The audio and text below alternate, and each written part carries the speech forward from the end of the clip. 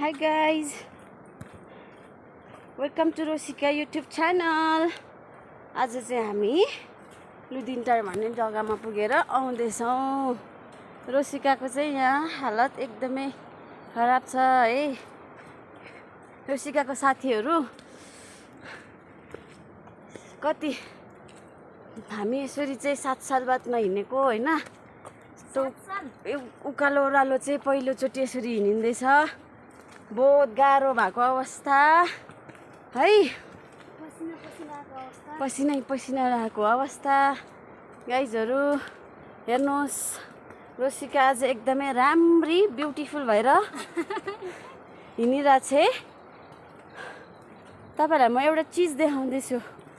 अहिलेको दसैँको मौसममा हैन, दसैँको रमझमको बेलामा हाम्रो गाउँमा चाहिँ कोदो फुलेको छ। हेर्नुहोस्, कोदो फुलेर चाहिँ तपाईहरुको लड्की राखेको छ। ल हेर्नुहोस्, यो भोलि पर्सि हैन गाइज, सुकाएर कुटेर हैन, अनि त्यसको बादमा चाहिँ यसलाई हामी रोटी पनि खान सक्छौँ, ढिँडो भात पनि खान्छौँ हैन। त्यसको बादमा हामी यसलाई तोङ्बा पनि खान्छौँ, यसको हामी जाँड पनि खान्छौँ हैन। विभिन्न परिकारहरू बनाउन सक्छौँ हामी यो कोदोको चाहिँ है गाइस। ल हेर्नुहोस्, अघिको डल्लो डल्लो थियो भने अहिले चाहिँ लामो लामो खालको पनि कोदोको किसिम छ है, किसिम। अन्त चाहिँ हैन गाइजहरू, बहिनीको गाइजहरू, हाम्रो ठाउँमा चाहिँ हामी यस्तो चिजहरू पनि फलेर खान्छौँ हैन। तपाईहरुलाई हैन, इफ तपाईहरुलाई थाहा छैन भने यसलाई चाहिँ हामी भटमास भन्छौँ, भटमास। यसलाई चाहिँ जाडोको मौसममा भुटेर चाहिँ मकैसँग दामी यसलाई हामी पाकेर यसको हामी भटमासको दामी सादेर पनि खान सक्छौँ। ल हामी चटनी पनि बनाएर खान सक्छौँ। एकदम प्रोटिन हो यो चाहिँ, यसमा चाहिँ एकदमै धेरै प्रोटिन हुन्छ अरे गाइज है। ल गाइज है, अहिले हामी आएको ठाउँ चाहिँ यो पारी हो। पारीबाट आएको, कुहिरो लागेको छ हौ।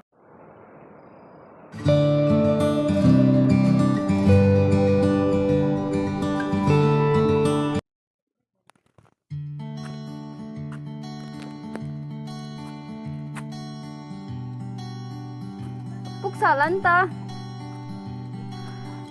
ल गाइजहरू, म चाहिँ मेरो दाजुको घरमा यो प्लान्टहरूको भिडियो गर्दैछु। मेरो भाउजूले चाहिँ के लगाउनु भएको छ यहाँ हेर्नु होला। देखाउँदैछु गाइज, हेर्नुहोस् धनियाँ। अनि यो प्लान्ट मैले पहिलादेखि दामी फुल छ, तर यसको नाम मलाई थाहा छैन के भन्छ, तपाईँलाई थाहा होला।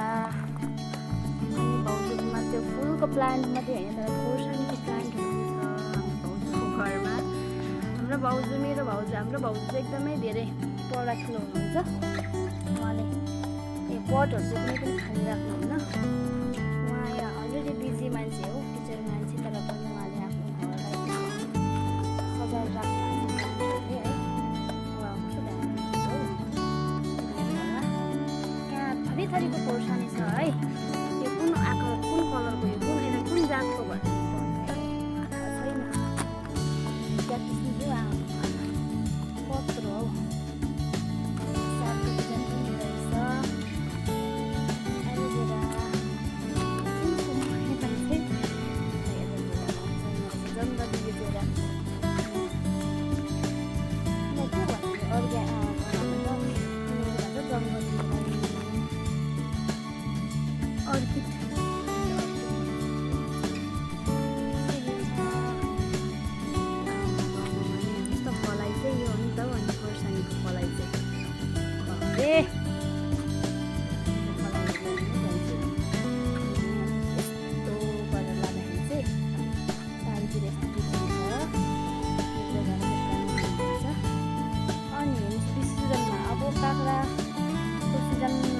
खत्तम भएको, तर यहाँ चाहिँ फेरि पनि भर्खरै त्यो कुकुला लागेर चिचिला फल्दो रहेछ काँक्राको। अनि यहाँ रहेछ मजाको फुल फुलिरहेको रहेछ, कपुला लाग्दो रहेछ।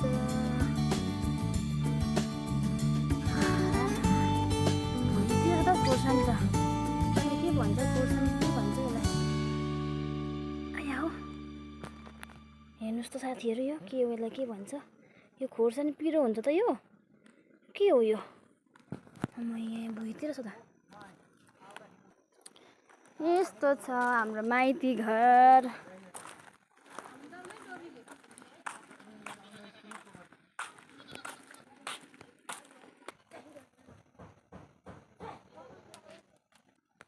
हेर्नुहोस्, यहाँ भेन्डी पनि फलिरहेको रहेछ। यो चाहिँ कुनै बारीमा होइन है, पटमै हो गाइजहरू। अनि खोर्सानी हेर्नुहोस् रातै छ, खोर्सानी पनि पटमै भएको त फलाउनु भएको छ। यहाँ करेला पनि फल्नु आँटेछ, फुल्दैछ, फुल्नु सुरु भएछ, यहाँ फल्दो रहेछ। यहाँ चाहिँ छ साथीहरू स्ट्रबेरीको के भन्छ बगान। यहाँ यसरी लगाउनु भएको छ स्ट्रबेरी। स्ट्रबेरी अनि यहाँ चाहिँ भाउजूले लाउनु भएको छ दल। भाउजू के को दल हो? धनियाँको बिजन भने धनियाँ यसरी खानुहुन्छ है हाम्रो घरमा चाहिँ। धनियाँ छैन त, मतलब उसको आइडी छ। अनि हेर्नुहोस् गाइजहरू, हाम्रोमा त फेरि स्ट्रबेरी यस्तरी फल्छ। हाम्रो माइती घरमा चाहिँ स्ट्रबेरी चाहिँ यसरी फल्छ। तपाईँहरूकोमा कस्तो हुन्छ होइन, हाम्रो चाहिँ यस्तो हुन्छ भनेर भन्नु मिल्दैन। मिक्स भएको रहेछ टमाटर र स्ट्रबेरीको बोट मिक्स भएको कारणले गर्दाखेरि। अनि यो चाहिँ हाम्रो आफ्नै फादर, मेरो आफ्नै फादरले बाउले बुन्नु भएको डोको हो यो चाहिँ। अनि यस्तो छ, घाँसबाट भर्खरै आउनु भएको छ यहाँ गाइजहरू। अब देखाउँ भन्दाखेरि अलिक हालत खराब रहेछ, देखाउनु मान्नु भएन साथीहरू। यस्तो छ है, यस्तो छ घरहरू चाहिँ यस्तै छ। यहाँ रहेको छ खसी पालन। मेरो भाउजूको यहाँ दाजु भाउजूले यसरी यसरी बाख्रा पाल्नु भएको छ। हेर्नु न गाइजहरू के छ है, आमामामा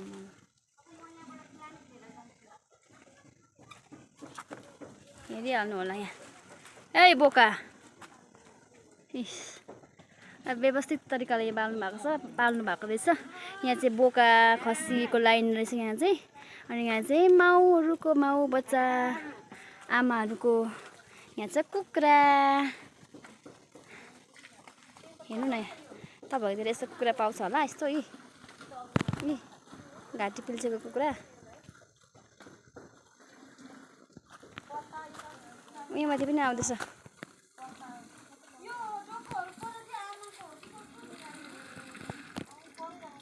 ल यति छ गाइजहरू आजको मेरो भिडियो।